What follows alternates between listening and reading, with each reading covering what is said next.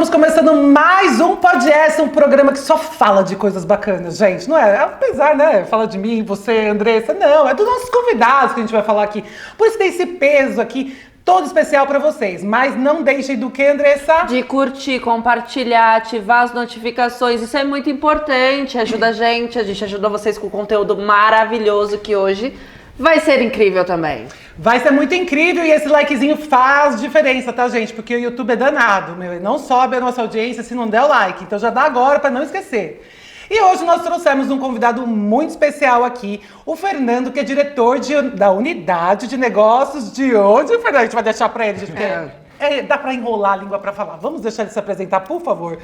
Pode falar, Fernando, diretor? Diretor de Neuroimunologia e Fertilidade da Uau! MEC Brasil. Nossa, o Já é assunto- complexo, né? Já começa pelo O nome cargo. já dá uma engasgada. Já dá uma engasgada e a gente vai entender toda essa complexidade aí por trás, né? Que envolve, porque ele não tá, hoje ele tá na unidade de negócio, mas ele também trabalhou e atuou muito na área de marketing, não é verdade? Então a gente vai explorar esse lado do Fernando. Exatamente. Perguntando. Fernando- Aliás, já sabemos, não é nem te cortando, mas já sabemos que ele não é de São Paulo, capital. De onde você é, Fernando? Vamos começar por aí. Obrigado aí pelo convite, um prazer estar aqui com vocês. Eu sou de Ibitinga, interior de São Paulo, uma cidade aí a 400 quilômetros de São Paulo, aqui da capital. Legal. E minha família tá toda lá ainda hoje. Eu saí muito cedo, né, com 17 anos.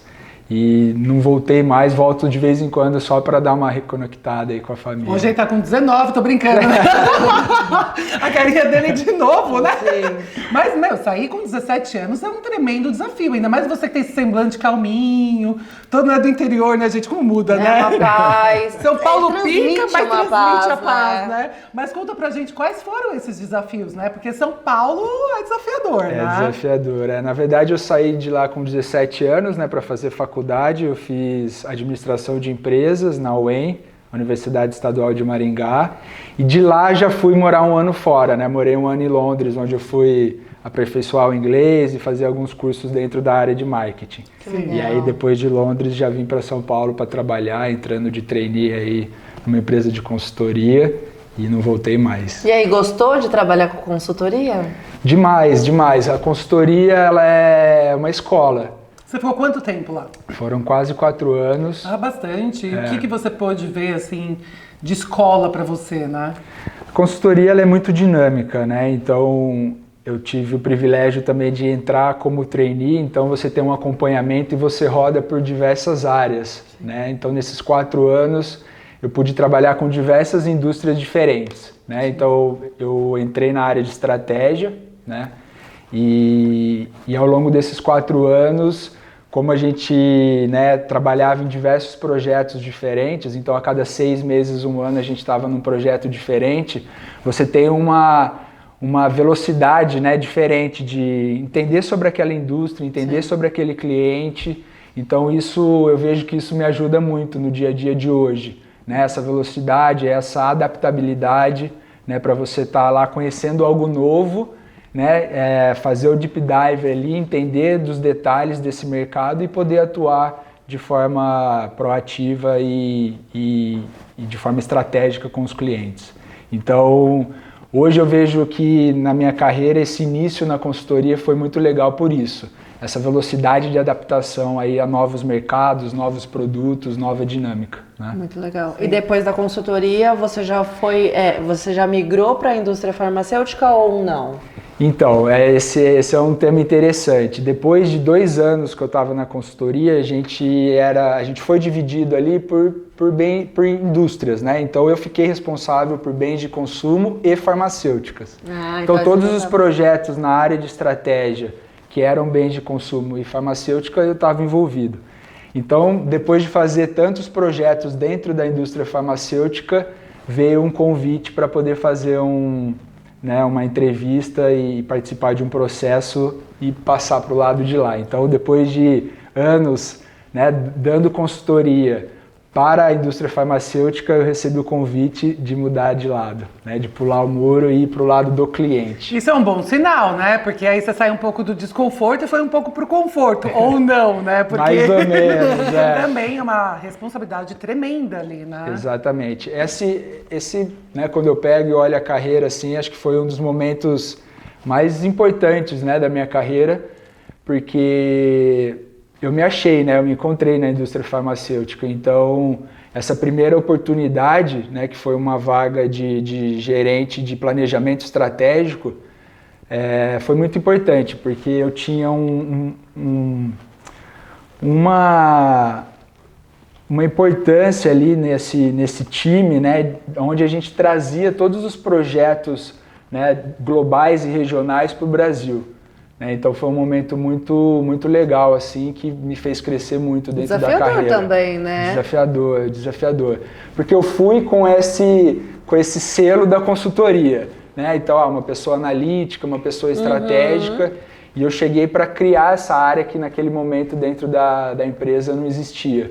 Então, todos os projetos pensando, né, no médio e longo prazo da companhia, para trazer para o Brasil, era o responsável por esse gerenciamento, né? E esse PMO que a gente chama, né? Sim. Que é o Project Management Officer ali para trazer e acompanhar esses projetos de médio e longo prazo.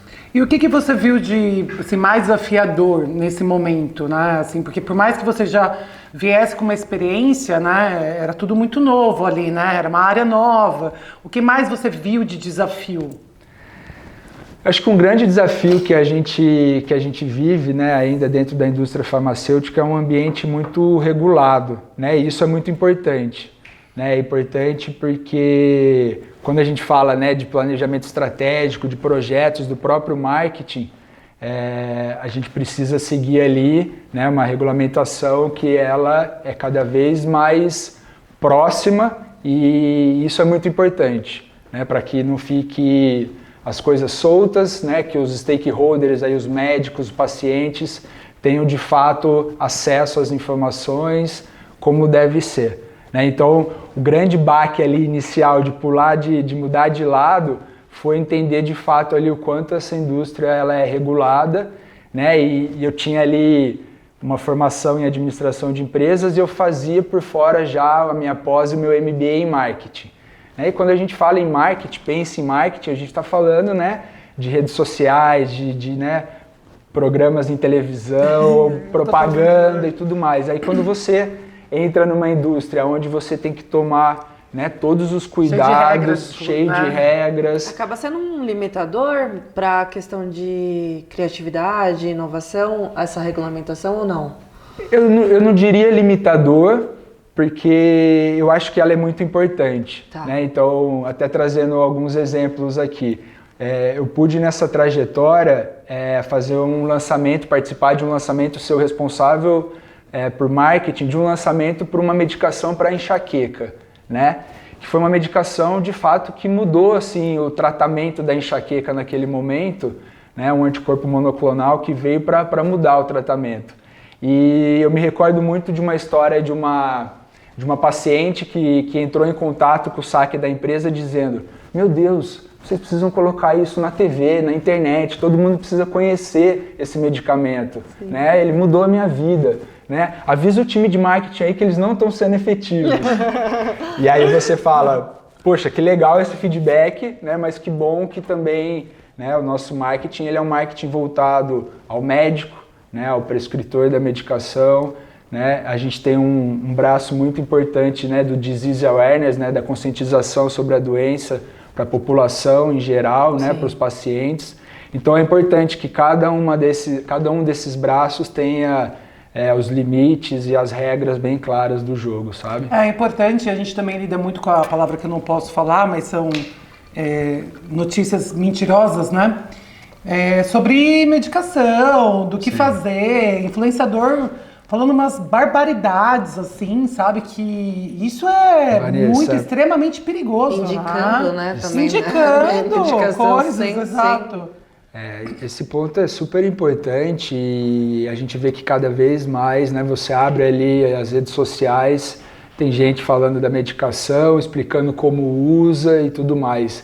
Então eu vejo que a indústria farmacêutica, as empresas, né, todos os stakeholders desse meio, eles têm cada vez uma importância maior, né, porque quando você quer entender sobre uma medicação, sobre um tratamento, né, busque essas empresas, né, busque os hospitais, as clínicas que tem também nas suas redes sociais, stakeholders importantes que estão ali com selo para poder falar sobre o tema. Né? E a gente precisa tomar muito cuidado, porque hoje em dia a gente encontra muito isso, né, nas redes sociais. As pessoas, influenciadores falando, e você vai ver a pessoa não tem informação para estar não tem embasamento né? algum, é Exato. horrível isso, porque acaba cometendo um grande perigo, dependendo da medicação ou do que é. Né? A gente vê isso também muito com produto de limpeza, né? Agora com medicação. Sim. Então é muita gente falando coisas que não são reais e muitas que não vezes, tem autoridade, né, para poder falar sobre esse assunto, né? Infelizmente. Porque aí acaba influenciando as pessoas de uma forma não coerente. E aí você foi morar fora também um tempo, né? Você morou em Barcelona. Como que foi essa experiência? Sim, assim que eu me formei, né, eu fui morar em Londres, fiquei um ano na Inglaterra. E aí quando eu retornei, eu entrei nessa consultoria. E aí em 2015, que foi meu primeiro ano já na indústria farmacêutica, eu estava em paralelo fazendo meu MBA e consegui uma bolsa para finalizar esse MBA numa faculdade fora, que legal. Né, que foi na EADA em Barcelona. Que legal. E aí já naquela época eu consegui trabalhar remoto, né? Então meu chefe na época foi muito legal. Isso é muito bom. Você ficou quanto tempo lá? Foram 3 meses, né? Foi o último módulo do MBA e foi uma experiência incrível, onde eu de fato ali tive o primeiro contato com pessoas que trabalhavam em outras indústrias também, né? Então um network muito legal. Tem gente que eu tenho contato até hoje, assim, de outras indústrias, né? E acho que foi a primeira experiência remota, né? Tô falando aí de 2015, então eu pude trabalhar por 3 meses de uma outra cidade, de um outro país, né? Muito então, legal. Isso foi muito legal. Naquela época agregou demais, assim, também para minha continuidade, sabe? Que legal. E aí você volta? Aí eu volto e aí eu tenho né, a cada um ano e meio, dentro da empresa que eu trabalhava, eu fui migrando de áreas, então de planejamento estratégico eu fui para excelência comercial, depois eu fiz um job no campo, né, que a gente fala muito na indústria, é importante ter um pezinho ali no campo, essa experiência, ter a experiência ali de área comercial, de área de demanda. Depois eu volto para a área de BI e SFE, né? Então os dados, mercado, que é demais, né? Que foi muito importante também para entender o outro lado. Hoje eu tenho essa área como cliente, né? Eu sou cliente interno deles, né? Então foi muito importante ter essa experiência para entender também como funciona, né, os números e os dados dentro da indústria farmacêutica.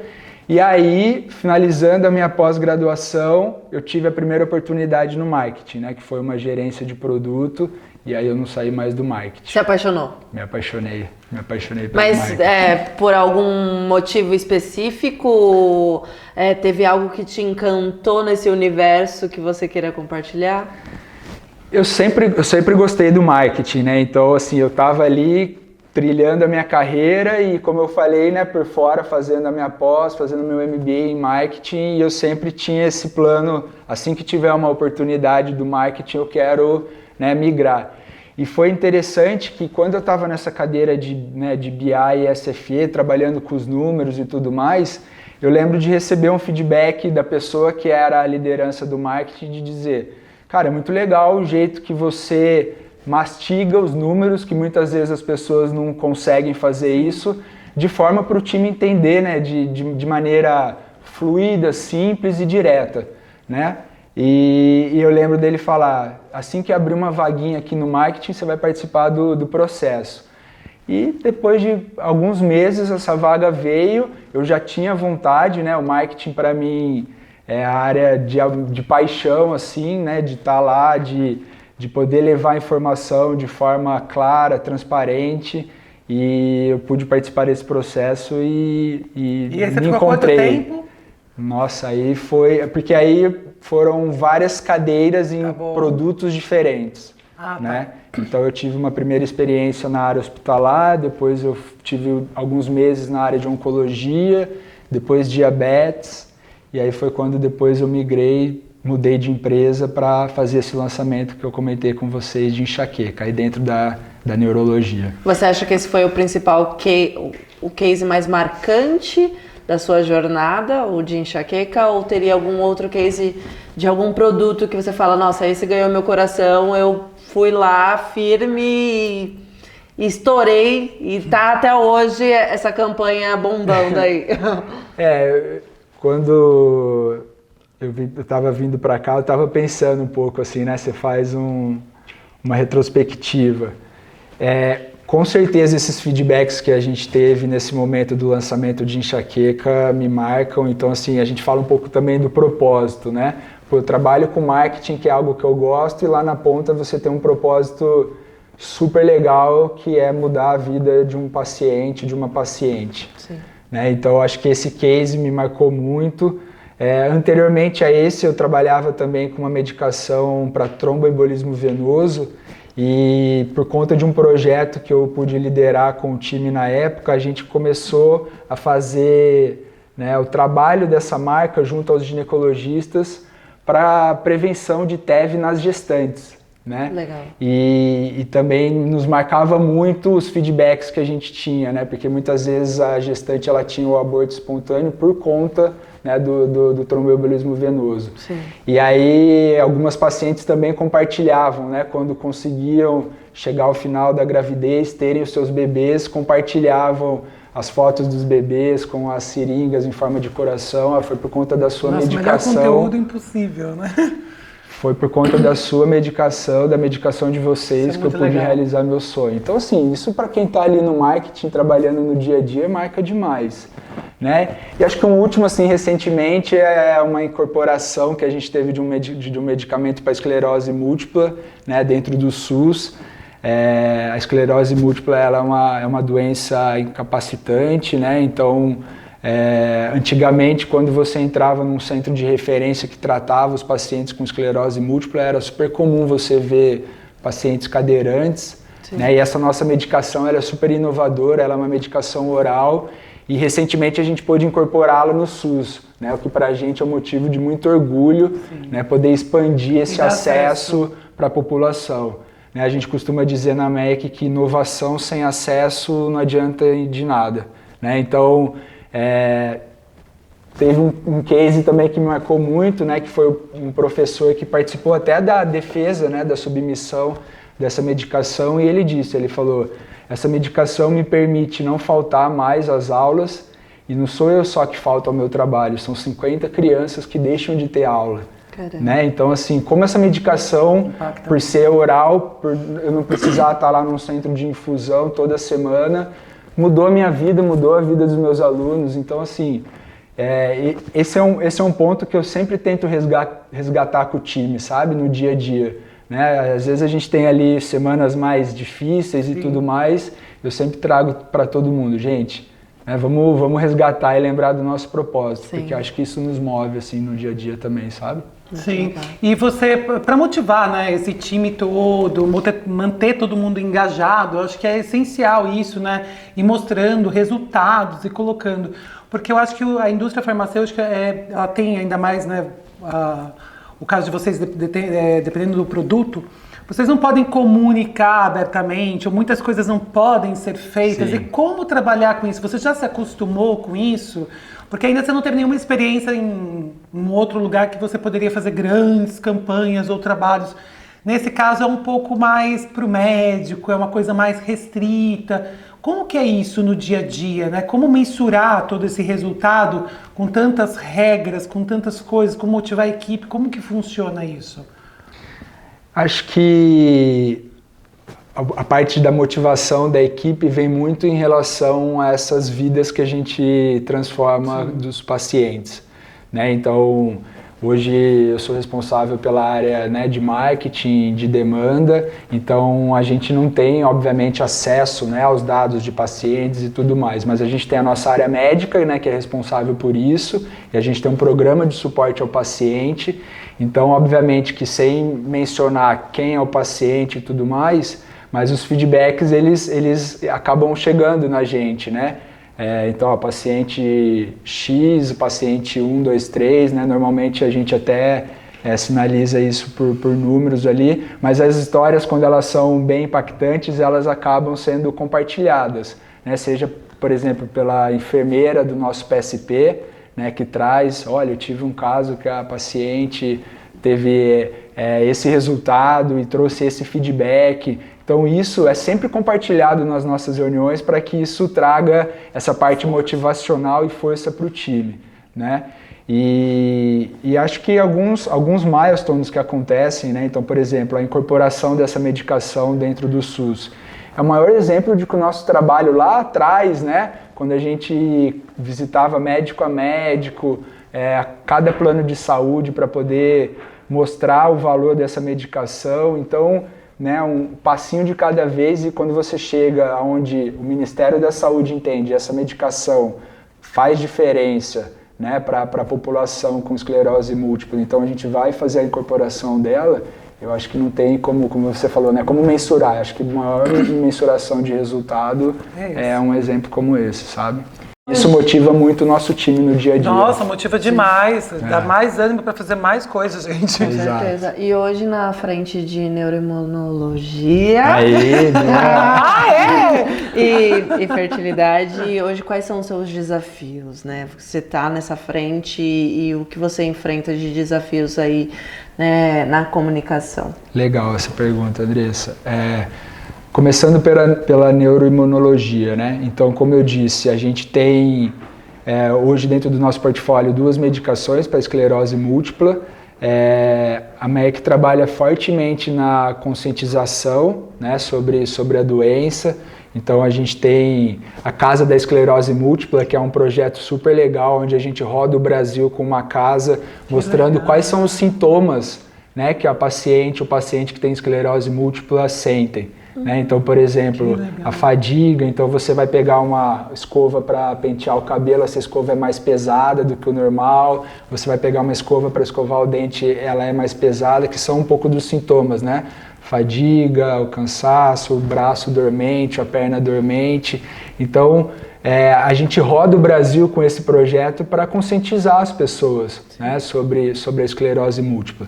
E aí, voltado à questão, né, que eu comentei sobre o acesso, é uma incorporação recente. Então, o desafio que a gente tem é que cada vez mais neurologistas conheçam a nossa medicação, né, entendam o valor dessa medicação, para que, se eles entenderem que faz sentido para aquele perfil de paciente, ela possa ser prescrita para ajudar cada vez mais pacientes. Né? E quando a gente fala de fertilidade, é um business totalmente diferente, né? Enquanto aqui a gente está falando de melhorar, né, de tratar, melhorar a vida do paciente, trazer qualidade de vida, melhorar a vida desse paciente. Quando a gente vai para a fertilidade, a gente está falando de gerar vidas, né, de ajudar a gerar vidas. Né? Então, tem toda uma expectativa gigante ali também, né? Tem uma expectativa, tem um peso, né, que muitas vezes os casais, as mulheres levam, e que de fato é falta de conhecimento, né? Falta de informação mesmo, né, para a população. Então, só para vocês terem ideia, alguns dados, né? A gente fez recentemente uma pesquisa em parceria com o IPEC. 85% das mulheres nunca conversaram sobre saúde reprodutiva com o seu ginecologista. Uau. Né? Então é uma questão cultural, assim. E um percentual muito alto. É um percentual muito alto, é impactante. Então, assim, você fala muitas vezes de como evitar a gravidez. Sim. Mas não de planejar se você quiser um dia, né, ser mãe, por exemplo. Não fala. Né? Então, 90% das mulheres não conheciam técnicas de reprodução assistida. Então, assim, são números que impactam no Brasil. Né? Você tem, primeiro, uma questão de awareness, né, sobre falar sobre fertilidade, né?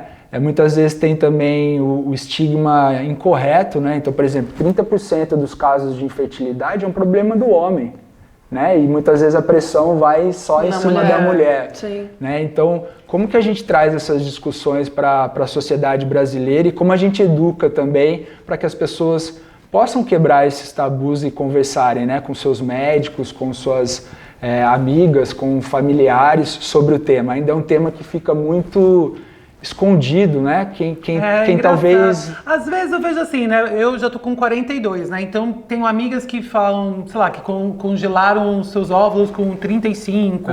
Eu nunca tive planos de ser mãe, né? Nunca foi uma vontade minha.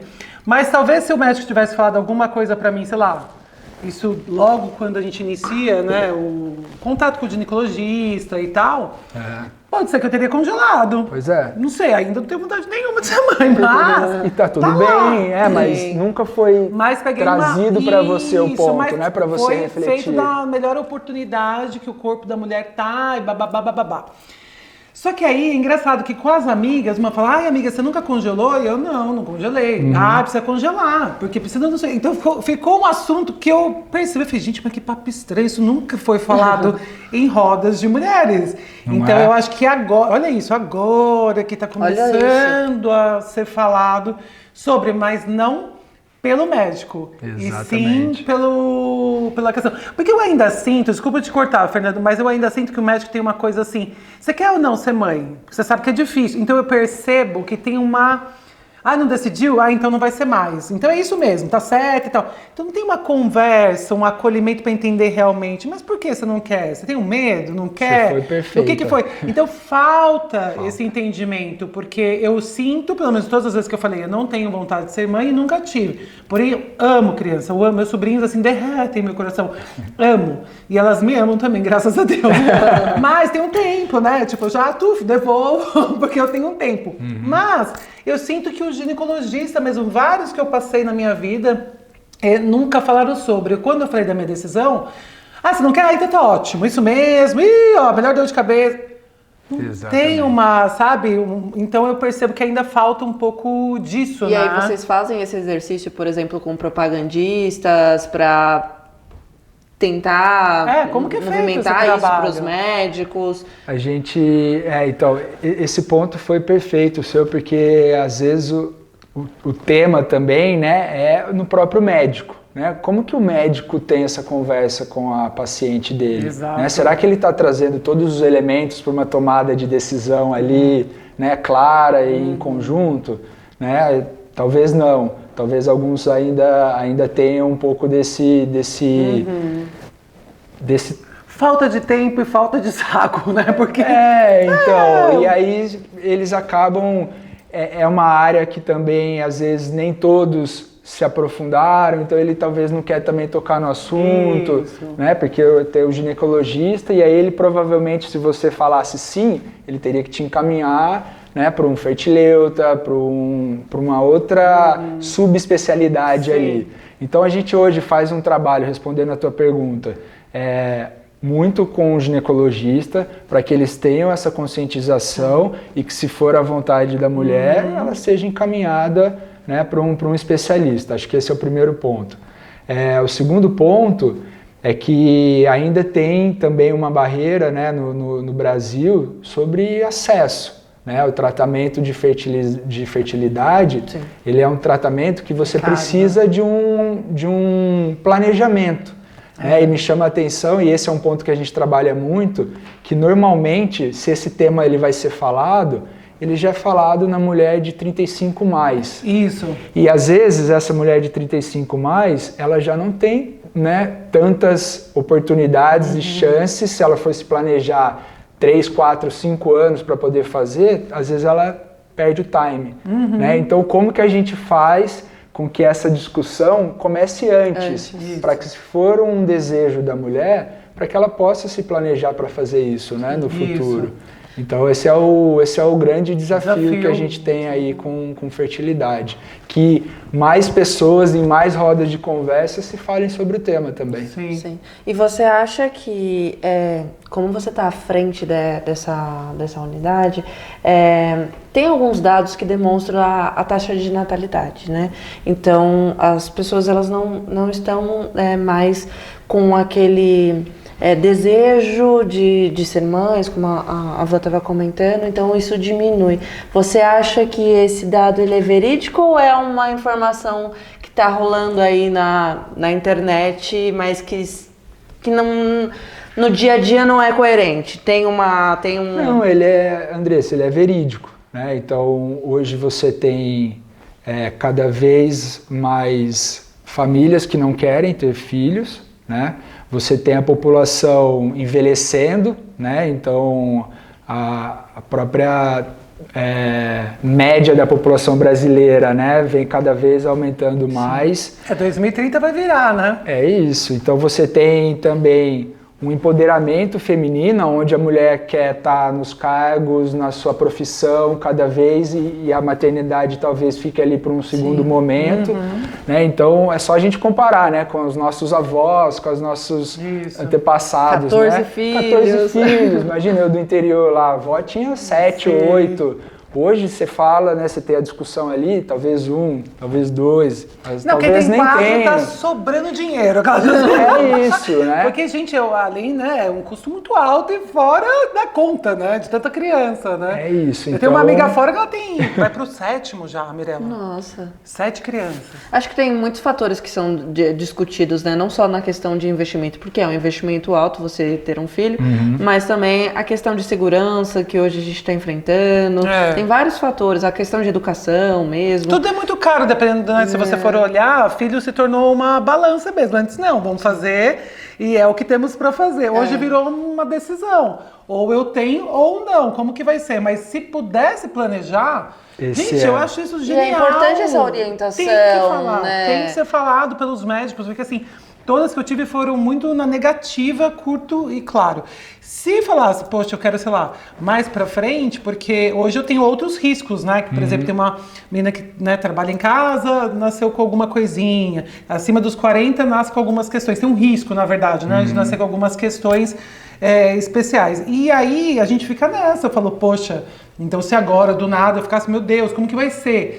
Tem essa... Então, tudo tem que ser muito explicado e falado pra gente poder... É a mesma coisa você não quer até agora, mas daqui, tipo, sei lá, 3 anos eu quero. Você pode... E que às vezes a indústria do anticoncepcional, ela tá tão presente que aí os médicos acabam reforçando... Vai para um anticoncepcional, para um... Taca hormônio na mulherada. É isso, eu acho que...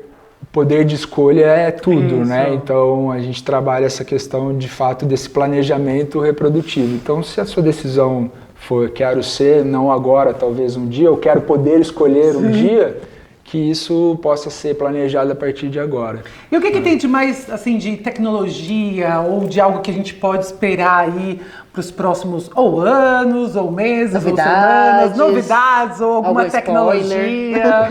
Tem alguma coisa nessa área?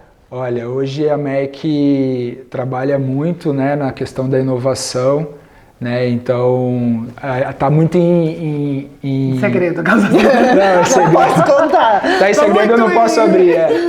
Não, a gente tá muito em alta, né, o tema da inteligência artificial, por exemplo, né, então a MEC fechou recentemente uma parceria com algumas empresas do Reino Unido, né, para fazer esse drug discovery que a gente chama, né? Então é usar a inteligência artificial para ajudar a descobrir moléculas, né, para futuros tratamentos, né? Então isso é incrível, né? No nosso dia a dia ali a gente tem uma agenda muito forte, né, de inteligência artificial também, para que isso ajude a otimizar o dia a dia, né, dos times, das equipes, né? Então posso te dar um exemplo aqui. Hoje a gente tem uma inteligência artificial que a gente usa, onde ela consegue resumir, né, e trazer uma apresentação em alguns cliques de um novo estudo científico, de um novo estudo clínico. Então, antigamente, né, eu tinha que sentar, ler o estudo inteiro e falar, tá, o que eu preciso tirar daqui para passar para o meu time de campo, né, que vão visitar os médicos de principais informações. Hoje eu faço isso muito rápido, o que me abre espaço para pensar mais no médio e longo prazo e mais estratégico. Né? Então a gente tem tanto uma vertente pensando na empresa como um todo, então né, a descoberta de novas medicações, como fazer com que a inteligência artificial ajude também nos ensaios clínicos, né? Como no dia a dia ali no nosso trabalho como colaboradores da empresa. Né? A inteligência artificial hoje é um pilar que está dentro do nosso time de RH, de desenvolvimento, e é um pilar que todas as equipes estão trabalhando muito fortes, porque eu imagino e a minha opinião é que não é que a inteligência artificial vá, né, substituir o humano, mas com certeza aquele colaborador, aquele funcionário que sabe utilizar, ele vai se destacar versus o que acha que... É saber usar, gente, aquilo lá, Exatamente. Porque o meu comando é diferente do comando dela, a gente vê quando a gente puxa algumas coisas. Andressa, eu vi isso aqui, ó, tal, joguei tal, e ela olha, então tem diferença, né? São cabeças, né, pensantes ali que vão trazer aquele resultado do que você precisa, né, do que você colocou. Então eu acho que algumas profissões, claro, uma coisa ou outra vai ser, né, substituída, não tem como fazer, mas eu acho que ela vem mais para somar, né? Assim, eu acho que para a indústria farmacêutica é incrível, né? Pode trazer muita coisa incrível. Sim, mesmo. E você vê já, né, muitas parcerias aí acontecendo, né? Uma que eu gosto muito do Google com a American Cancer Society. Eles criaram a Ana, que é uma inteligência artificial que ajuda a pessoa que foi diagnosticada com câncer nessa jornada. Que legal. Né? Então, assim, meu pai teve câncer, né? Ele faleceu de leucemia, então também é uma jornada que eu acompanho muito, que eu estou sempre muito ligado. E eu lembro no diagnóstico dele, mesmo sendo da indústria, né, tendo amigos ali trabalhando na oncologia, amigos oncologistas, é uma jornada solitária. Né? Então, quando você vê uma IA que está ali e que te traz informações muito rápidas, com muita clareza, olha, você precisa falar e ter acesso a essas informações, você precisa buscar esse tipo de médico. Coisas simples. Qual que é a dieta de uma pessoa que foi, né, diagnosticada? Então, assim, ele traz junto com os médicos informações em tempo real, de forma muito rápida, que ajudam nessa jornada, né? Então, isso é incrível. Isso é muito legal. Minha cunhada, ela teve um tumor no cérebro e se tivesse essa tecnologia antes, com certeza isso dá um direcionamento muito melhor, uma clareza muito melhor, né, dos próximos passos, né? Exato. Exato. E não se sentir sozinha, como você disse, né? Porque querendo ou não, por mais que a gente tenha toda aquela rede de apoio, né, numa situação dessa, que onde todo mundo se une ali para dar força e tudo mais, no final das contas é ela que está passando, é ele que estava passando.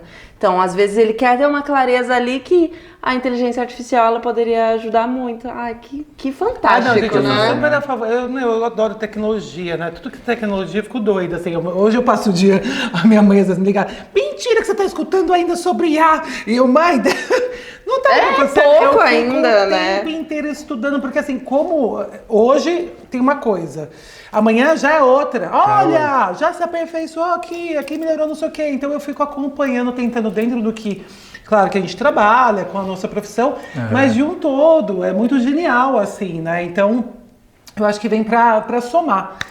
Mas eu quero ir pro momento Pode Essa, né? Pode Essa? Porque a gente divulga antes que os nossos convidados venham no programa, na nossa comunidade. Olha e eles lá, mandam surpresa. perguntinhas. Surpresa. Pode tirar uma e ler pra gente. Vamos ver. A letra da Andressa não é muito bonita, mas... assim, Olha só, Andressa, tá vendo? é só pra ver se ela tava esperta. Entre neuroimunologia, fertilidade, endocrinologia e outras, qual foi a área mais desafiadora? Olha só. Alguém te estudou. Obrigado. Eu acho que a mais desafiadora é a neuroimunologia, né, que é uma das que eu estou atualmente.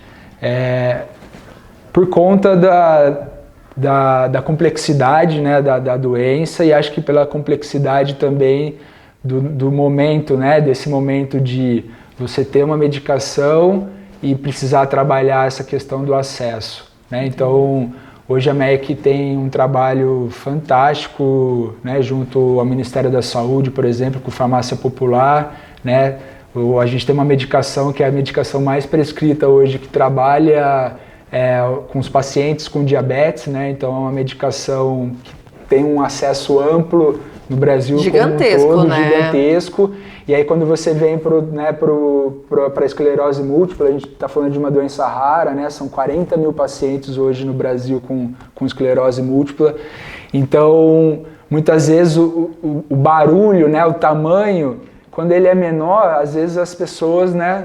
não têm aquela visão, né? Da importância e da necessidade. Então, acho que o desafio de conseguir esse acesso para a população de uma doença como esclerose múltipla, para mim, assim, é incrível, sabe? Então, esse para mim é um dos maiores desafios aí. Legal. Que legal. Você quer mais uma Mais perguntinha? uma, Tá bom, vai. mais uma perguntinha.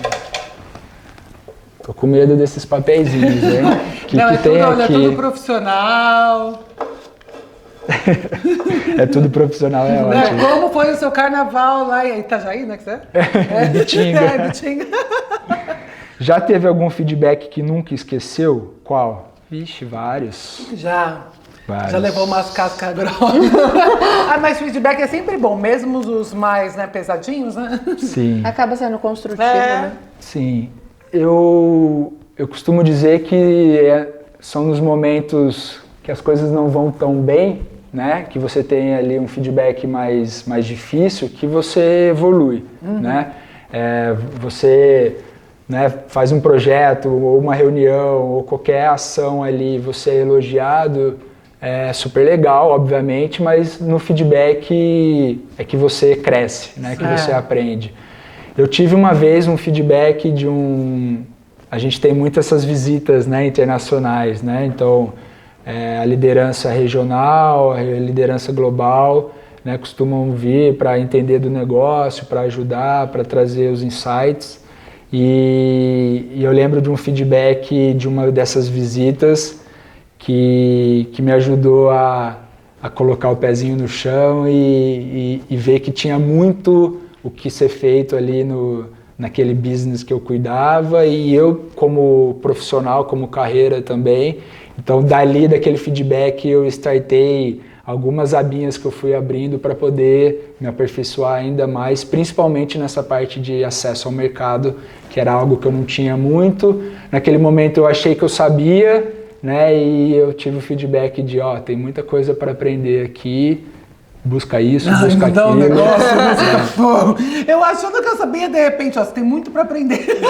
Mas foi muito importante, porque desde ali, se você vai para esse lado, é importante. desde aquele momento eu fui, né, buscar cursos, buscar mentoria focados nesse tema, e hoje dentro da MEC a gente tem uma academia de acesso, né, que é esse tema de acesso. As academias já falam, nossa, que legal, tem uma academia.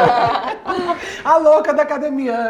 Onde todos os colaboradores podem ter essa jornada de aprendizado dentro da área de acesso, que é tão importante, né? Porque a gente está falando cada vez mais de medicações inovadoras, e como eu disse, né, inovação sem acesso não é nada. Então, como que a gente constrói, né, esse ambiente de acesso, seja ele privado ou público?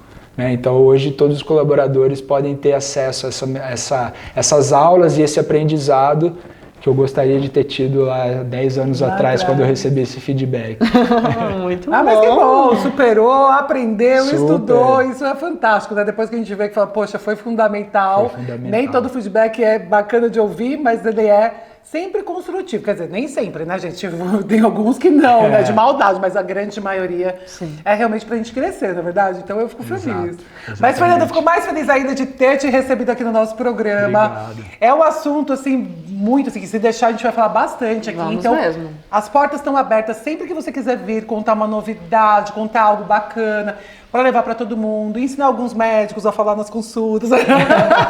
Fazer uma palestra, eu acho que vai precisar. Uma palestra, mas enfim, mas fique super à vontade, a gente tá super aberto aqui para te receber sempre quando você quiser, tá bom? Foi um prazer, meninas. Super obrigado. Também fico à disposição aí, se vocês precisarem, eu vou estar à disposição para trazer mais informações. E a experiência foi incrível. Obrigado pelo convite. Que bom! Que bom! E vocês ficaram até o final, não esqueçam de deixar o like. Vou infernizar vocês com esses likes aí, viu? Um beijo, pessoal! Tchau, tchau!